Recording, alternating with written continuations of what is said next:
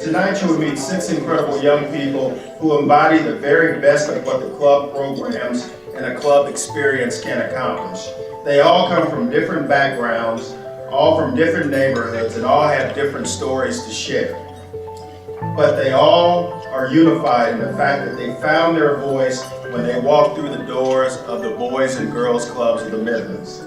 And the Youth of the Year program that we're about to see is incredible. I was also a Youth of the Year for representing the South Club.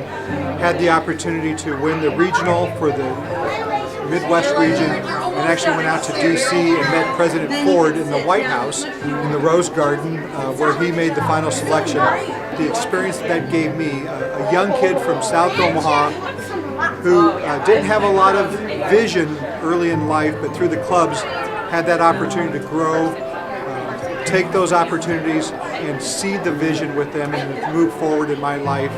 My club helped me grow, set goals, and find the path to my destiny. I made friends in a new city at my club, and my club was the first place I had ever been where I felt like the adults meant it when they said they were happy to see us. I know that all the progress that I have made is not only owed to my mother, but is also owed to my second home throughout my whole childhood, the North Omaha Boys and Girls Club. I gained so many friends, and the staff always cared about my well-being. The perseverance, the passion, and also the undergirding of support from all of the staff at the Boys and Girls Club.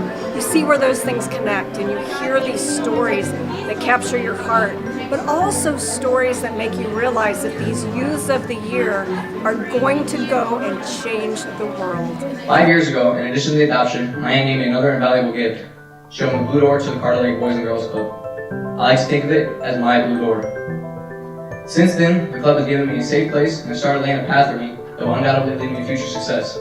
I recognized that within the club, there were listening ears, outlets for me to be authentic, and opportunities for me to use my talents.